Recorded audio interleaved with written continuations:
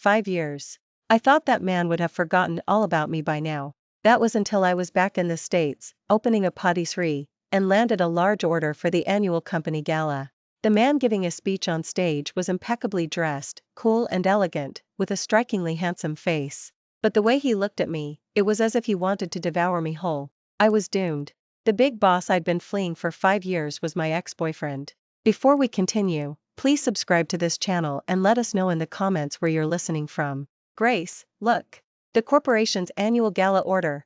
We're rich. My best friend and business partner, Luna, was practically bouncing as she held up her tablet. I had just put the last tray of macarons into the oven when I heard her, and my heart gave a sudden leap as I peered out. Hayes. The familiar yet distant name pierced into my memories, which had been sealed away for 5 years, like an unexpected needle. What's wrong? Luna didn't notice my change in demeanor. She excitedly shoved the tablet in front of me. Look at these requirements. The budget for the dessert table alone is 6 figures.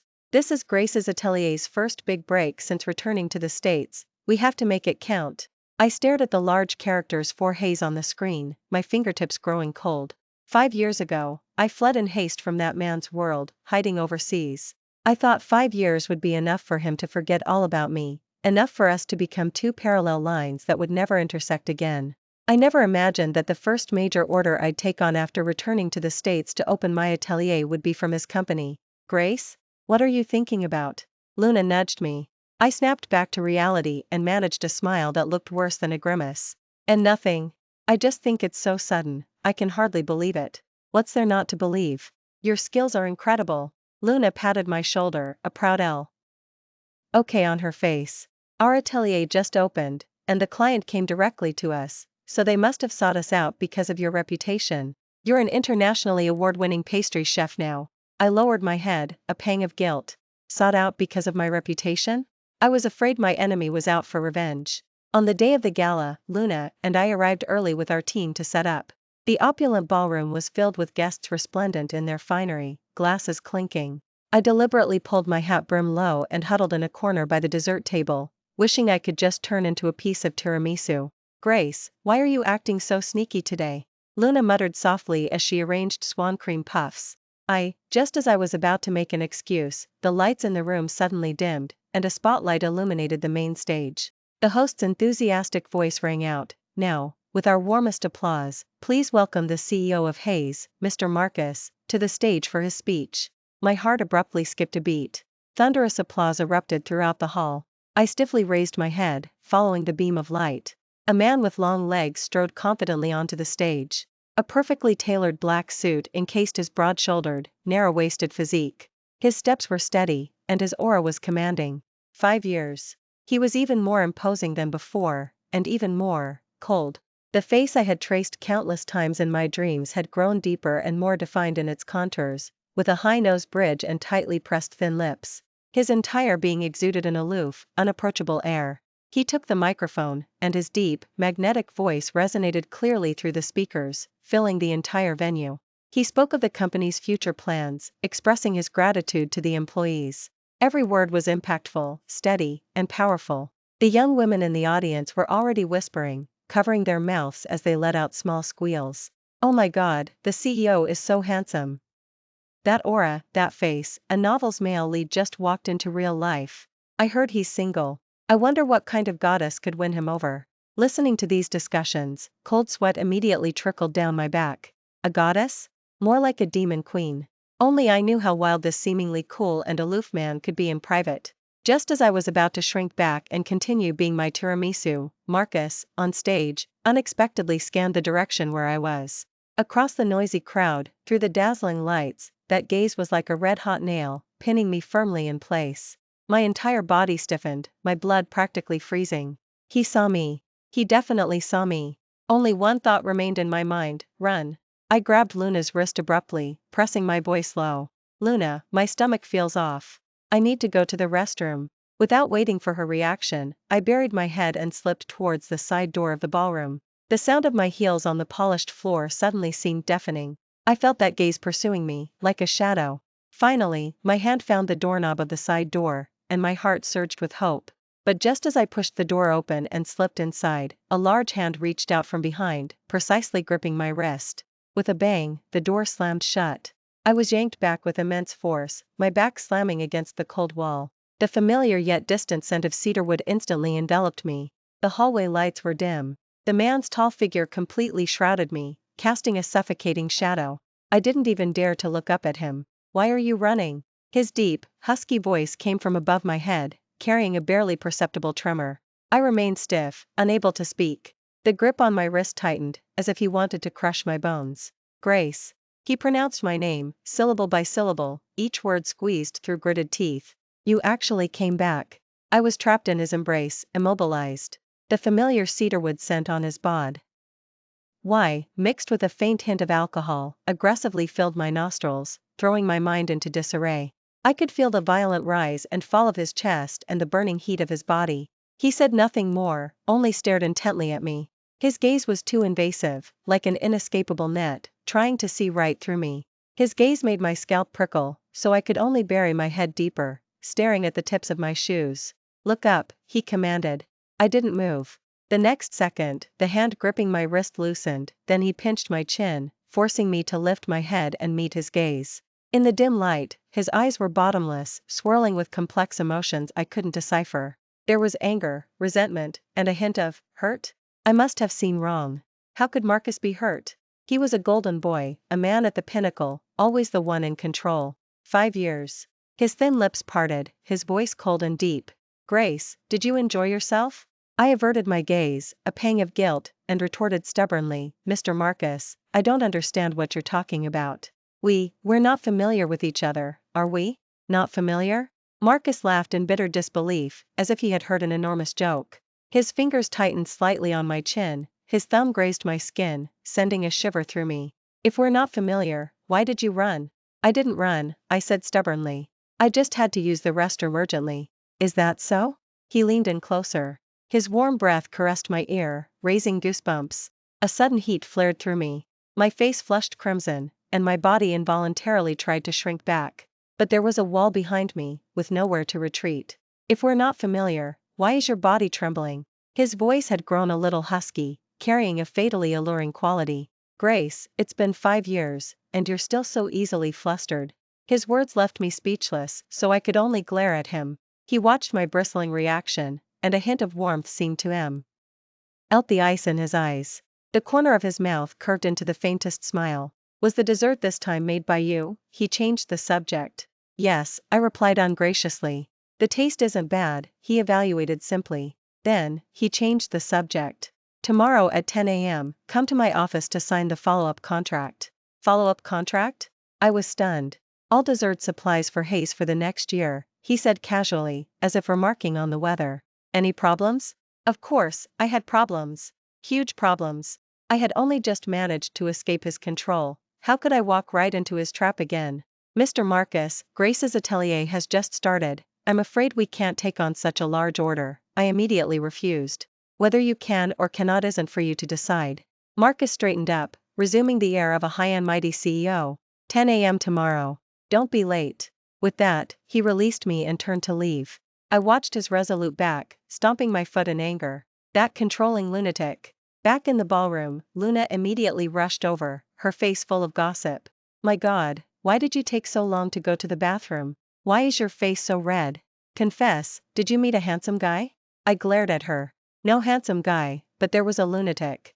"A lunatic?" "Our client, Marcus."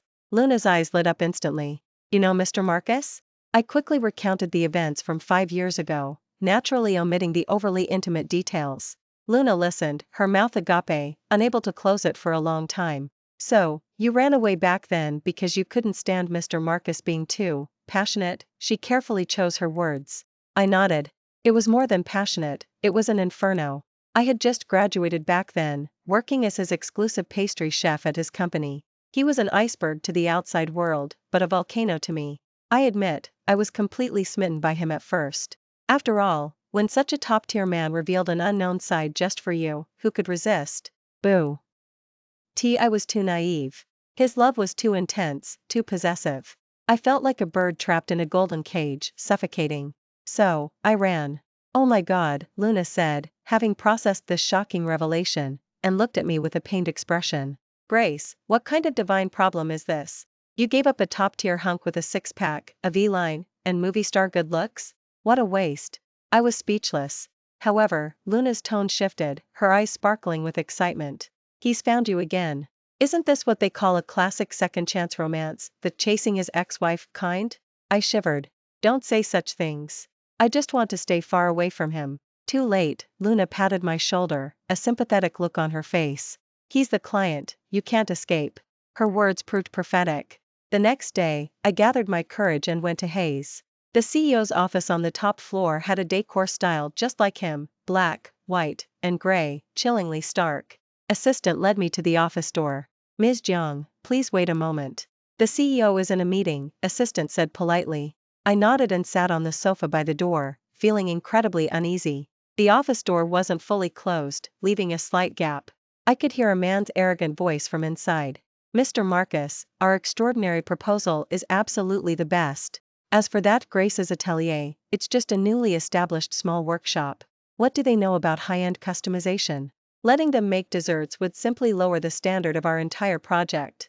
My heart sank. Wasn't he talking about me? Just as I was about to lean closer to hear clearly, the office door suddenly opened from the inside. Marcus's tall figure appeared in the doorway. He didn't even glance at the man still chattering away, walked straight to me, and took off his suit jacket, placing it over my shoulders. It's cold outside, put this on. His voice was low, but carried an undeniable command. Then, he turned his head and cast a cold glance at T.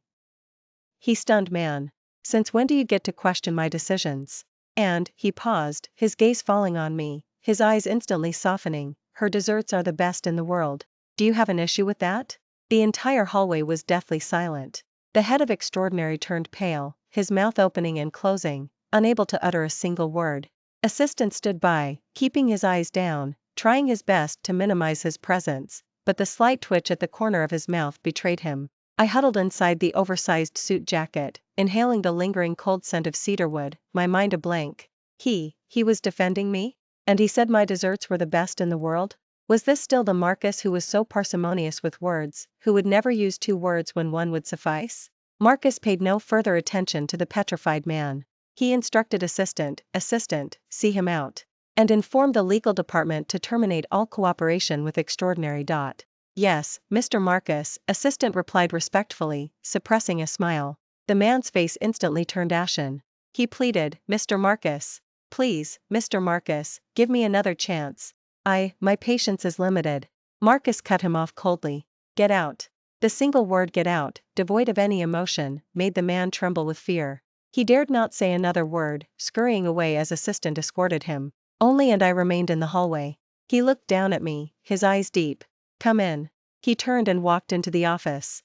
I hugged his suit jacket and followed him inside. In the spacious office, he sat in his leather executive chair, long legs crossed, his posture both languid and exuding a sense of domineering control. He pointed to the chair opposite, gesturing for me to sit. I placed his suit jacket on the nearby sofa and sat down stiffly. The contract. He pushed a document towards me. I picked it up and flipped through it, my heart sinking with each page. It was an exclusive supply contract. CT for 1 year, with ridiculously generous terms, a true windfall. The most outrageous part was a special clause stipulating that, to ensure the pastry chef's creative inspiration, Party A, Hayes, would provide the optimal creative environment, including but not limited to, a top-floor apartment in a prime downtown location to serve as both studio and residence. I suddenly looked up, staring at him in disbelief. Mr. Marcus, sign it, he said concisely. This isn't standard practice. I pushed the contract back. We have a simple client-supplier relationship, I cannot accept such terms. Then let's change our relationship. He leaned forward slightly, his dark eyes locking onto mine. For example, to boyfriend and girlfriend. My heart skipped a beat. Marcus, don't be so outrageous. I was somewhat annoyed. What exactly did he want? To force me to yield with a contract? Outrageous? He raised an eyebrow, seemingly finding my reaction amusing. Grace, you left without a word 5 years ago, wasn't that a bit more outrageous? His words choked me. Guilt had a way of silencing me. I mumbled, I was just studying overseas at the time. Studying overseas? He sneered, then pulled a stack of photos from a drawer and flung them onto the table in front of me. The photos scattered. I looked down, my pupils instantly constricting. The photos documented my life overseas for the past 5 years. There was a group photo of me at the entrance of a pastry academy, moments of me winning competitions, and even a picture of me happily chatting with a blonde classmate in a cafe. My blood ran cold. You were spying on me? My voice was trembling. Did I need to spy? He leaned back in his chair, unhurriedly adjusted his cufflinks. Every day you were overseas, I knew. He paused, picked up the photo of me and the classmate, his fingertip tracing lightly over it, his eyes instantly turning cold. Who is this man? Just a classmate, I explained instinctively. A classmate, he repeated, the end of his sentence rising slightly, carrying a dangerous implication. Do classmates need to be so close? Do classmates need to smile so happily? I looked at his expression, as if he'd caught me red-handed, feeling both annoyed and amused. Marcus, we broke up. Who I'm with, what does it have to do with you? Broke up? He shot to his feet, as if he had heard something inflammatory. His tall figure instantly loomed over me, utterly domineering. He walked up to me, placing his hands on the armrests of my chair, trapping me between his chest and the backrest. Did I agree? I was trapped in the confined space, with no escape. The powerful pressure emanating from him made my breathing difficult. Marcus, please be reasonable, okay? I looked up at him, trying to argue. 5 years ago, I left a letter, making it perfectly clear that we were over. A letter? He leaned in, his handsome face looming closer, our noses almost touching. Are you talking about that scrap of paper that said, "We're not a good fit, goodbye"? He spoke each word slowly, as if chewing on endless grievance and fury. I averted my gaze, a pang of guilt. That wasn't a scrap of paper, that was a unilateral announcement from you. I never agreed. He pinched my chin, forcing me to meet his gaze. Grace, I waited for you for 5 years. Do you think a single phrase like "not a good fit" can erase everything? His gaze was too intense, making my heart flutter nervously. I could feel the change in his body, that familiar, scorching heat that both frightened and captivated me, radiating through the thin fabric of his clothes. You should get up first. I pushed against his chest, finding it hot and firm. He didn't get up, instead, he pressed even closer. Answer me, his voice was dangerously husky. Cornered and with no choice, I decided to just go for it. Yes. We just weren't a good fit. Marcus, you were too. I too'd for a long time but couldn't utter T. He crucial word. I couldn't exactly say to his face, you were too demanding, and my body couldn't keep up, could I? He watched my face flush crimson from the effort, a hint of mischief flickering in his eyes. To what? He deliberately pressed. You. I was flustered, blurting out recklessly, you're a lunatic. A control freak. Obsessive. After I spoke, a deathly silence fell over the office. I regretted it a little, I had gone too far. Marcus's expression froze. He slowly straightened up, increasing the distance between us, the light in his eyes slowly dimming. So that's what you think of me. He gave a self-deprecating laugh, his voice carrying a weariness and vulnerability I'd never heard before. Seeing him like this, a strange pang of heartache shot through me. I didn't mean it like that, I mumbled, trying to explain. It's fine, he interrupted me, turning and walking back to his desk, resuming his usual cold, CEO demeanor. Since that's the case, we'll only discuss business. He picked up the contract, and with a ripping sound, tore it in half right in front of me. I was stunned. The contract is void, he said expressionlessly. But what I said before, Hayes's dessert supply for the next year, will still be handled by your atelier. Why? I asked, confused. Because, he looked up, giving me a deep stare, I only want to eat the desserts you make. My heart felt like it had collided with something forcefully. He paused, then added, of course, I'll pay you 3 times the market rate. But I have one condition. What condition? Starting today, you, Grace, must be my exclusive pastry chef and report here daily. All 3 of my meals, including afternoon tea and supper, will be your responsibility. This was still a veiled attempt to tie me to his side. I refuse. I immediately objected. Refusal invalid. He leaned back in his chair, fingers interlocked, an air of strategic confidence. I forgot to tell you, the office building where your atelier is located, I bought it yesterday. If you refuse, I can have your entire atelier pack up and leave tomorrow. I was speechless. Shameless. Ruthless. A capitalist tyrant.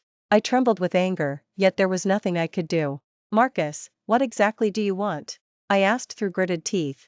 What do I want? He looked at me, his dark eyes swirling with thick triumph and possessiveness. I want to collect everything you owe me from these past 5 years, little by little. I ultimately yielded to his tyrannical influence. The next morning, I arrived on the top floor of Hayes, carrying my insulated food container. Assistant was already waiting by the elevator. Seeing me, he gave an "I understand" smile. "Ms. Jeong, good morning. The CEO is waiting for you in his office." I gave a tight smile in response. Pushing open the office door, Marcus was seated behind his desk, dealing with documents. The morning light streamed through the massive floor-to-ceiling windows, bathing him in a golden glow. He wore a white shirt, the top 2 buttons undone, revealing his sculpted collarbones. His gold-rimmed glasses rested on his high-nose bridge, adding a touch of sophisticated villainy to his aura. Hearing the movement, he looked up.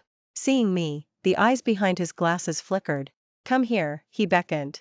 I dragged my feet over and placed the insulated food container on his desk. "Your breakfast," I said ungraciously. He opened the insulated food container. Inside were exquisite shrimp dumplings, custard buns, and a bowl of savory rice porridge I had personally made. All his old favorites. He picked up a spoon, scooped a spoonful of porridge, and unhurriedly brought it to his mouth. "The taste hasn't changed," he commented faintly. "No kidding," I thought inwardly, "these were made exactly to your preferences." I stood to the side, like a soldier awaiting inspection. He ate slowly, elegantly, as if savoring some earthly delicacy. The office was quiet, with only the sounds of him SW allowing and the ticking of the clock. The atmosphere was a bit awkward.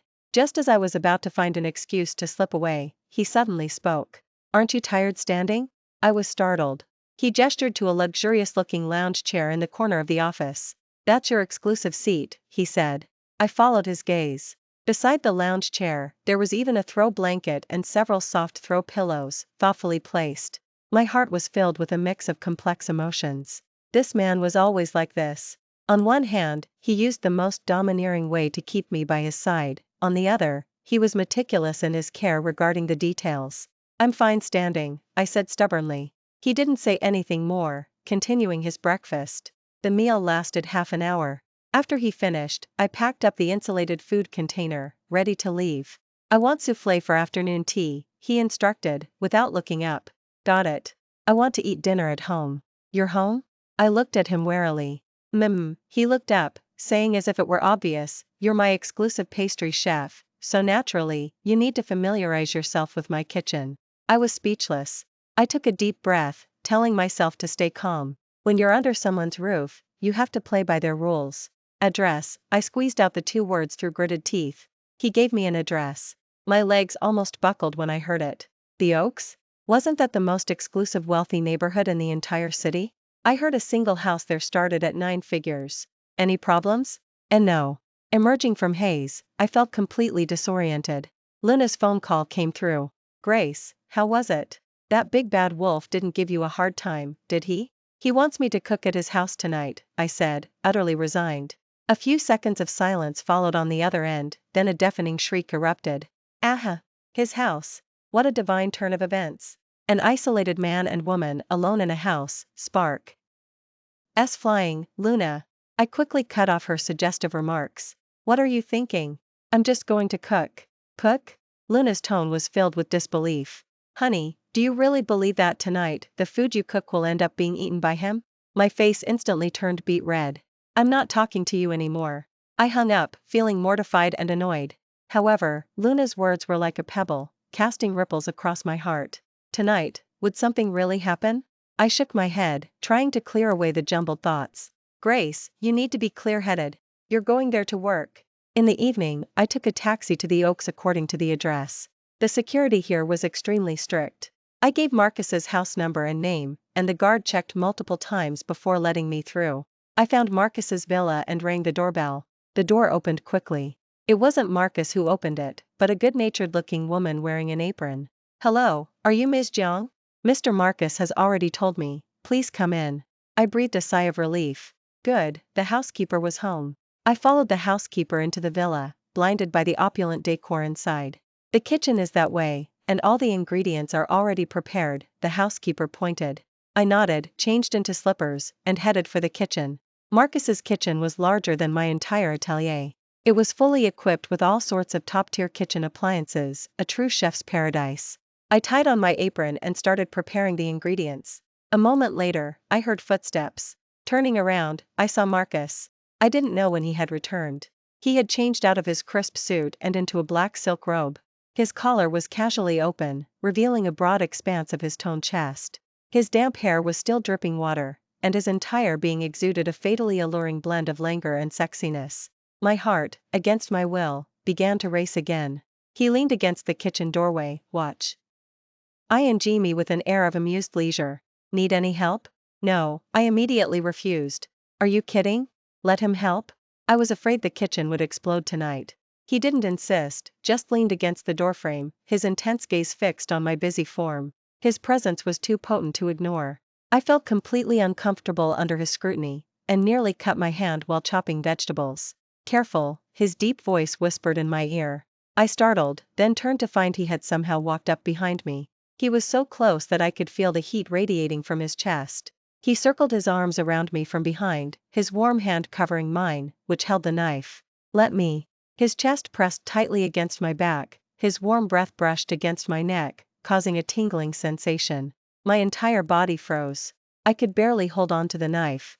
Marcus, what are you doing? My voice was trembling. Teaching you how to chop vegetables, he said matter-of-factly, gripping my hand and guiding me as we chopped the julienne potatoes on the cutting board, slice by slice. His movements were steady, and the julienne potatoes he cut were uniformly thick, even more standard than mine, a professional. But my attention wasn't on the julienne potatoes at all. All my senses were firmly occupied by him. I could smell the fresh scent of his post-shower body, feel the beat of his heart through the thin fabric of his robe, and hear his low breathing in my ear. This wasn't teaching me how to chop vegetables, this was openly being inappropriate. I'll do it myself. I struggled a bit. Don't move, he tightened his arms, holding me even closer. If you move again, and you cut yourself, I won't be responsible. His warm palm enveloped my hand with an undeniable strength. I had no choice but to give up resisting, letting him cling to me like a human shadow. The atmosphere was extremely intimate. My cheeks were flushed. I felt like I was about to be steamed alive by the heat of his Odie. Just then, the housekeeper from before came over, carrying a plate of fruit. Mr. Marcus, Ms. Jiang, have some fruit. The housekeeper saw the two of us so intimately intertwined in the kitchen. Her words trailed off halfway, and her expression was a mix of complex emotions.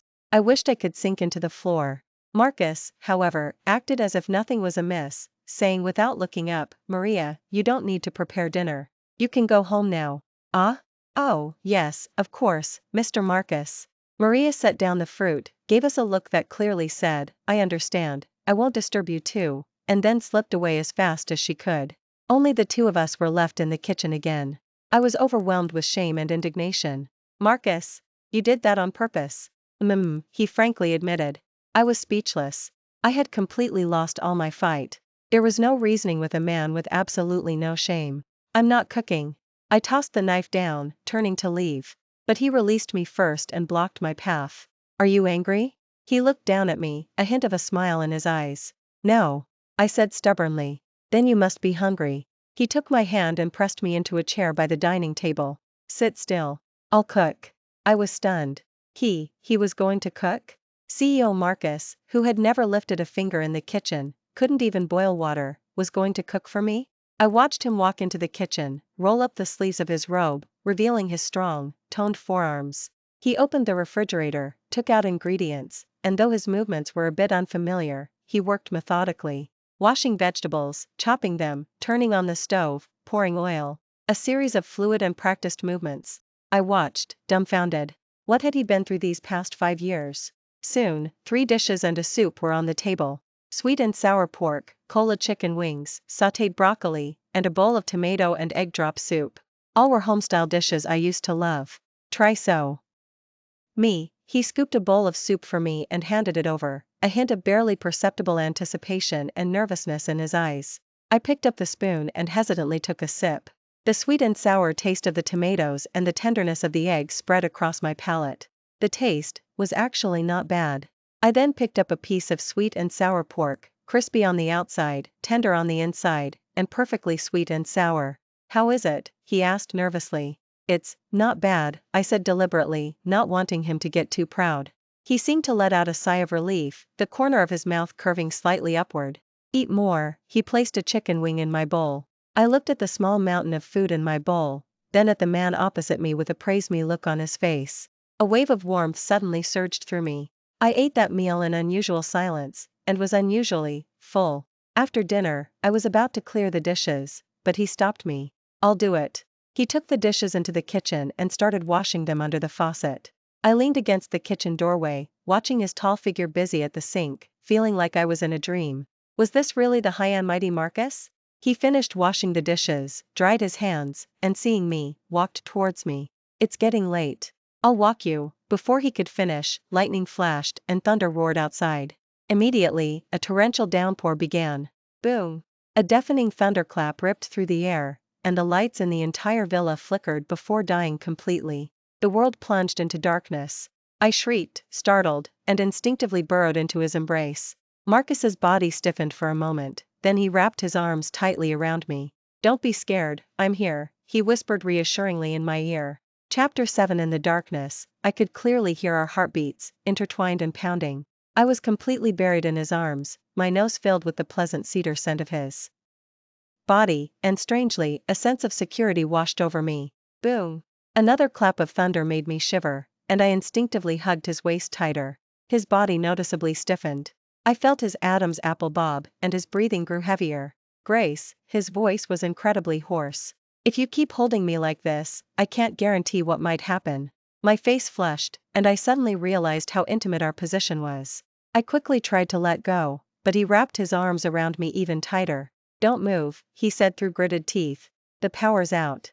Come with me. With one arm around my waist, he took out his phone, turned on the flashlight, and led me upstairs. Where are you taking me? I asked, half dragged, half carried by him in the dark, a sense of panic swelling within me. My room, he said simply. My heart leaped into my throat. His room? Wasn't this developing a little too fast? I can sleep in the guest room, I protested softly. No one slept in the guest room for 5 years. The sheets haven't even been changed, he said, his single sentence blocking all my escape routes. He led me into the master bedroom. His room, like him, had a minimalist aesthetic of black, white, and gray. The air was filled with the same cool cedar scent that clung to him. He gently pressed me down onto the edge of the bed. Are you scared of thunder? He asked. I nodded sheepishly. It was a lifelong fear. I'd always been a complete coward during thunderstorms. He looked at me, and a flicker of understanding and a pang of heartache crossed his eyes. He turned, took a blanket from the closet, and tossed it onto the bed. You sleep on the bed, I'll take the sofa, he said. I froze. I had assumed he brought me here because he wanted. I never expected him to be such a gentleman. I had definitely misjudged him. I felt a little bad. That won't do. This is your bed. Just sleep. Stop with the excuses, he said, his tone a little impatient, but his actions were gentle as he tucked me into the blanket. It was filled with his familiar scent, enveloping me completely. He walked to the window and pulled the thick curtains shut, blocking out the terrifying lightning and thunder. Only the faint light of his phone's flashlight remained in the room. He sat on the sofa not far away, his tall figure seemed a little lonely in the shifting light and shadow. Marcus, I couldn't help but say. Thank you. He didn't speak, just watched me in silence. After a moment, he finally spoke in a low voice, sleep. I lay on the soft bed, smelling his scent, listening to the rain outside gradually quiet down, feeling a peace I'd never experienced before. I thought I'd be sleepless, but I drifted off quickly. In the middle of the night, I vaguely felt someone watching me. I opened my eyes and saw a dark figure sitting by my bed. It was Marcus. By the faint moonlight filtering through the window, he gazed at me motionless, his eyes complex and full of deep affection. I gasped, all sleepiness gone. What are you doing? He seemed surprised that I had woken up suddenly, and his body stiffened. He was speechless for a moment. I was checking if you'd kicked off your blanket. That excuse was terrible. Just as I was about to call him out, he suddenly leaned down and placed a soft kiss on my forehead. My mind exploded with a loud boom. His kiss, like a feather, lightly brushed my skin, yet it stirred up a storm in my heart. Grace, he murmured, his forehead against mine, his voice incredibly hoarse, come back to me, please? Chapter 8. His voice held a hint of pleading, a touch of vulnerability. I had never seen Marcus like this. He was always aloof, a king who controlled everything. But now, he stood before me, revealing his most vulnerable side. My heart was in complete turmoil. I didn't know how to answer him. My rationality told me I should push him away immediately and tell him it was impossible between us. But emotionally, I longed for the warmth of his embrace, for his tenderness in this moment. I had barely uttered a word when his lips silenced all my words. This kiss was completely different from the one on my forehead moments ago. It carried 5 years of longing, 5 years of suppressed emotion, 5 years of unspoken regret, washing over me in a torrential flood. He parted my lips, delving deep, ravenously stealing the air from my mouth. He kissed me until I was dizzy and weak-kneed, and I could only cling to his shoulders, enduring his storm-like passion. I don't know how long it lasted before he finally eased back slightly, his forehead pressed against mine, breathing heavily. "Grace," he whispered hoarsely, calling my name over and over, "don't leave me again." My eyes welled up, and tears streamed down my face uncontrollably. Had I really been doing well these past 5 years? I thought I had escaped a cage and gained freedom. But every night, when I woke in the dark, he was all I could think of. His domineering nature, his tenderness, his scent, everything about him. It turned out I hadn't escaped him, I had left my heart with him forever. I said, my voice cracking, "were you okay these past 5 years?" His body stiffened, and he fell silent. After a long while, he finally said in a low voice, "No, without you, I wasn't okay at all." His voice was laced with profound hurt. "I thought about you every day, to the point of nearly going crazy. I didn't dare drink, afraid I'd get drunk and search the entire world for you. I didn't dare get sick, afraid there'd be no one to take care of me. I worked tirelessly, wanting to make Hayes even bigger and stronger, because you once said you hoped your man would be a true hero. I learned to cook your favorite dishes, set your photos as my phone wallpaper, jotted down every casual wish you ever mentioned. I did everything I could to make you happy, but you weren't there." As he spoke each sentence, my tears fell even harder. He remembered everything. For 5 years, he had suffered just as much as I had, tormented by longing. "I'm sorry," I choked out, apologizing. "I'm sorry, Marcus." "Don't say you're sorry," he gently wiped away my tears with his thumb. "As long as you come back, it's all worth it." He looked at me, his dark eyes filled with unwavering affection. "Grace, please give me another chance, okay?" Looking at the bloodshot lines in his eyes, at his cautious expression, my last emotional barrier crumbled completely. I nodded. He froze, seemingly unable to believe it. You agreed?" I nodded again, harder this time. The next second, he hugged me tightly, like a child given candy, as if trying to melt me into his very bones. "This is great. Grace, you're finally back." He kept murmuring in my ear, his voice trembling with the wild joy of having found what he lost. I hugged him back, burying my face in his warm chest, feeling his strong heartbeat. This time I wouldn't run again. Chapter 9. The day after we got back together, Hayes was abuzz. It started with our notoriously private CEO who almost never posts on social media suddenly flooding his social media. The first post was a photo of a pair of hands making dessert, slender and fair, with the caption, "Mine." The second was a photo of a dining table set with an exquisite breakfast, captioned, "Hers." The third was a photo of a woman sleeping profile, her long hair spread on the pillow, serene and beautiful. The caption read, "From now on, my world will only be hers."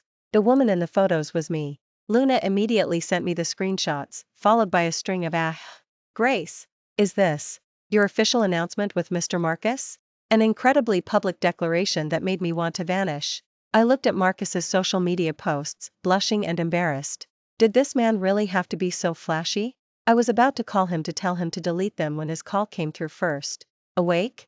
His deep, magnetic voice held a note of utter satisfaction. The moment I heard his voice, I remembered last night. And my cheeks instantly flamed crimson. "Marcus, you better delete those posts now." I snapped, mortified. "Why should I delete them?" he stated matter-of-factly. "I'm just announcing to the world that you, Grace, are my woman. I was speechless. "Alright, no more teasing," his tone softened. "You still owe me a good morning kiss." Then, I heard a small smacking sound from his end of the phone. My ears felt like they were on fire. "It's how I recharge," he said, his voice hoarse. I hung up the phone and buried my face in the blanket, feeling like I couldn't show my face anywhere. After that day, Marcus fully activated his obsessively doting mode. He personally drove me to and from my studio. The front passenger seat became my exclusive spot. When a clueless business partner tried to pressure me to drink at a dinner party, Marcus directly took all the glasses and downed them all. Then he pulled me into his embrace and possessively whispered in my ear, "She's mine to look after. And her drinks are mine to finish." He set my ringtone to a special alert, with the volume turned all the way up. Once, it rang when he was with his friends, and as his rich friends started to tease him, he said calmly, "Of course I answer my wife's calls immediately." He even changed his game ID to Grace's exclusive and hunted down any player who dared call me wife in the game, acting as childish as an elementary schooler. What made me laugh and cry the most was the company team building event. He ordered the entire company to wear unified company t-shirts, but when the day arrived, I discovered that only his and mine were matching pink and blue couples colors, emblazoned with a chibi version of him and a chibi version of me. Thousands of employees stared at us in unison, their eyes screaming, "I get it." I felt like a monkey on public display. And the instigator proudly held my hand, as if showing off his most precious treasure. Luna watched, gasping in admiration. "Grace, I used to think Mr. Marcus was an iceberg, but now I realize he's actually a clingy golden retriever." I wholeheartedly agreed. This man would stop at nothing when it came to loving me. Although his behavior was sometimes childish and domineering, my heart was filled to the brim with something called happiness. I knew I had found the person I could safely lean on and freely be playful with. Chapter 10. Our relationship rapidly intensified with Marcus's daily public displays of affection. He was like a smitten teenager experiencing love for the first time, eager to bring the best of the world to my feet. And I, who was initially embarrassed and uncomfortable, gradually got used to his craziness. In fact, I even started to enjoy it a little. That day, I was at my studio, developing new desserts, when I received a call from an unknown number. "Hello, is this Ms. Grace? This is Cedarwood." My heart skipped a beat. I thought it was a telemarketing call and was about to hang up. But the person continued, "It's about your son, Liam. His parent-teacher conference is about to start. What time can you arrive?" "Son? Liam?" My head was spinning with questions. "Excuse me, have you made a mistake? I don't have a son." "You don't?" The person also sounded confused. "Let's file list your name and phone number as his mother. He said you would definitely come today." My mind buzzed. A ridiculous idea formed in my head. I hung up and immediately called Marcus. The phone rang for a long time before he answered. His slightly tired voice came through, with a noisy background, as if he were in an important international conference. "Grace, what's wrong?" "Marcus?" I asked through gritted teeth. "Who is Liam?" Silence on the other end. I heard him say something like "meeting adjourned" to someone nearby, and then the background noise quieted. "Grace, let me explain." "Explain? Fine, you get your but to Cedarwood right now and explain to me exactly when I gave birth to a son this big for you." I hung up furiously and hailed a taxi straight to the preschool. Guided by a teacher, I found Liam's classroom. The classroom was already full of parents. My eyes immediately found the little boy sitting in the corner, carved from the same mold as Marcus. He was wearing a smart little suit, sitting there coolly with his arms crossed, completely standing out among the chattering children around him. Seeing me, his eyes lit up, and he immediately jumped off his chair and ran towards me. "Mommy." He hugged my leg, looked up with his small face, and called out clearly, "Me." All eyes in the class, teachers and parents alike, instantly focused on me. I felt like smoke was coming out of my ears. Just as I wanted to die on the spot from embarrassment, a commotion broke out at the classroom door. Marcus rushed over, looking a bit disheveled. He was still wearing the designer suit from his international conference, a fine sheen of sweat on his forehead. He had clearly run all the way. He walked straight to my side, first nervously glancing at me, then, in front of everyone, he pulled me into his embrace. Next, he crouched down and ruffled the little guy's head, a hint of helplessness in his voice. "Liam, who told you to take matters into your own hands?" The little guy puffed out his small chest indignantly. "Dad, you were too slow. If I didn't make a move, Mommy would have been snatched away by someone else." Marcus sighed, stood up, and looked at the astonished teachers and parents. He cleared his throat and solemnly declared, asserting his claim, "Apologies for the spectacle. Allow me to introduce myself. I am Liam's father, Marcus." He paused, then leaned down to press a kiss on my forehead. His gaze swept across the room, and he spoke each word slowly and forcefully. "And this lady, whom I've loved for 10 entire years, is my wife." The entire room erupted in murmurs. And I was completely petrified on the spot. Wife? When did we get married? Chapter 11. After the parent-teacher conference, Marcus, holding one of my hands and carrying that little rascal Liam with the other, ushered us into his car amidst the envious gazes of all the preschool teachers and students. As soon as we were in the car, I yanked my hand away, crossed my arms, and sat in the passenger seat with a stony expression. Marcus settled that little troublemaker into the car seat in the back, then returned to the driver's seat and leaned over, trying to placate me. Grace, please don't be mad. I'm not mad, I said, looking out the window, expressionless. Yes, you are, he said, reaching for my hand, but I pulled away. The little guy in the back peeked his head out and said in a childish voice, Mommy, please don't be mad at Daddy. It's my fault, I shouldn't have lied to the teacher that you were my mom. I turned around, meeting his big, dark eyes, identical to Marcus's. They held such a look of hurt and caution that my heart softened. I sighed, my tone softening. I'm not mad at you. I'm just shocked. I looked at Marcus, asking slowly, word for word, who exactly is he? Marcus started the car and, while driving, told a story so outlandish it was hard to believe, in an incredibly calm voice. His name is Liam, and he's 5 years old. He's my cousin's son. I froze. Your cousin? I thought he was an only child. My cousin, he explained. A few years ago, my cousin and his wife passed away in an accident, leaving Liam all alone. I adopted him. My heart tightened instantly. So this little guy had such a tragic background. Then why? Why did you let him call me mommy? I asked, confused. Marcus's hand on the steering wheel tightened, and his voice deepened. After you left, I was completely falling apart. It was Liam's appearance that gave me the strength to carry on again. He lost his mom when he was very young, and I lost you when I was very young. I named him Liam, Nian in Chinese, meaning to miss or remember, to remind myself that I was always thinking of you, missing you. I showed him your photos, told him, this is mommy, the best mommy in the world. She's just gone to a very faraway place, but one day she'll come back.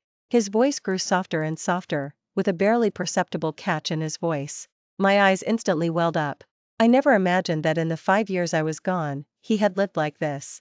He had endured those difficult days and nights, relying on his longing for me and on taking care of a child who had also lost his closest relatives. Liam in the back also grew red-eyed and started to sob softly. Daddy sleeps with your photo every night, and he cries secretly. Liam. Marcus snapped at Liam, a mixture of anger and panic in his voice, though his ears were subtly flushing red. I looked at his embarrassed yet stubbornly defensive demeanor. I felt a mixture of tenderness and softness, and all my anger vanished. I reached out and placed my hand over his large hand on the steering wheel. His body stiffened, and he turned to look at me. I smiled at him, tears still in the corners of my eyes. Marcus, you really are you silly goose. He looked at me, the light in his eyes brighter than the stars outside the window. He turned his hand, gripping mine tightly, as if he were holding the whole world. The car drove all the way back to the Oaks. That night, after I tucked Liam into bed, I returned to the master bedroom. Marcus was leaning against the headboard, looking through some documents. When he saw me enter, he immediately put the papers down and opened his arms to me. I walked over, and he pulled me into his embrace. Grace, I'm sorry about today at the preschool. He rested his chin on the crown of my head, his voice muffled. I shouldn't have said we were married just to assert my claim. I lifted my head from his embrace and looked at him. Then, do you want to make it a reality? Chapped. R12 Marcus froze. My smiling face was clearly reflected in his dark pupils. You. What did you say? His voice was trembling, as if he couldn't believe what he'd heard. I looked at his foolish expression and couldn't help but laugh.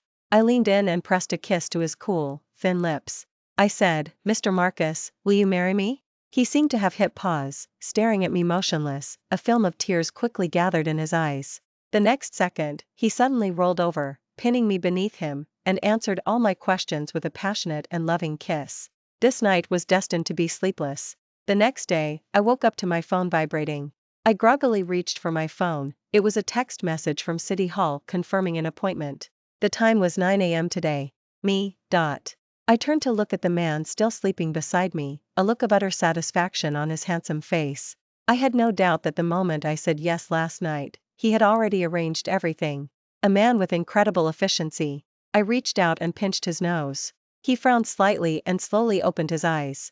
Seeing me, he immediately flashed a wide smile, then leaned in and kissed the corner of my mouth. Good morning, wife. Who are you calling your wife? I pushed his face away and thrust the phone in front of him. What's this about? He glanced at the text message and grinned like a cat that got the cream. Exactly what it says. He pulled me into his arms and whispered in my ear. I can't wait to have your name on my official records. His sweet talk made my face flush crimson, and I half-heartedly resisted as he practically pulled me out of bed. We washed up, changed, and had breakfast. Liam was also dressed exceptionally formally today, in a tiny tuxedo, like a little gentleman going to a gala. He told me with a serious expression, "Mommy, today is yours and Daddy's big day. As your only witness, I must look the part." I looked at this playful duo, both annoyed and amused. At exactly 9 o'clock, we arrived punctually at City Hall. Because had made arrangements beforehand, we used a special channel and didn't have to queue much. Filling out forms, taking photos, signing, fingerprinting. When the 2 marriage certificates were handed to us, I still had a surreal feeling. I just got married, just like that. Stepping out of City Hall, the sun was bright. Marcus held the 2 marriage certificates, so excited his hands were trembling, like an elementary schooler who scored a perfect grade and was waiting for praise from his parents. I looked at his foolishly happy face, and my heart stirred. I walked up, grabbed his tie, and pulled him towards me. Under his stunned gaze, I pressed him against the wall of City Hall and kissed him fiercely. Click. Not far away, Liam, holding a kid's camera, captured the moment perfectly. Done. Mom and Dad's wedding photo. Marcus was left completely disoriented from the kiss. When I released him, he finally reacted, holding me and grinning foolishly. Wife, you're so cool. I raised an eyebrow. Now you know who's in charge. Yes, you're the boss, you call the shots. He smiled dotingly and leaned down to kiss me again. Life after getting our marriage certificate was even sweeter than I imagined. Marcus completely transformed into a human-shaped shadow. Whenever I was home, he would cling to me within a 3-foot radius. When I was cooking in the kitchen, he would hug me from behind, resting his chin on my shoulder, occasionally sneaking a bite of the fruit I had just cut. When I was hanging laundry on the balcony, he clumsily tried to help, almost dropping the clothesline. In the end, I was the one holding him from behind, guiding his hands. One evening, after my shower, I forgot my pajamas, so I poked my head out, wrapped in a bath towel. He leaned against the bathroom door, arms crossed, interrogating me with a straight face. Confess now, or face the consequences. Tell me, when did you start crushing on me? I burst out laughing, grabbing a loofah and throwing it at him. Get out. He caught it, smiling, then scooped me up into his arms and tossed me onto the soft bed. As you wish, my dear wife. We'll roll together. Thank you for watching today's story. If you liked this video, please give it a thumbs up and share it with your friends. We look forward to hearing your thoughts in the comments section. Feel free to share your views, and don't forget to subscribe to our channel for more exciting stories. See you next time.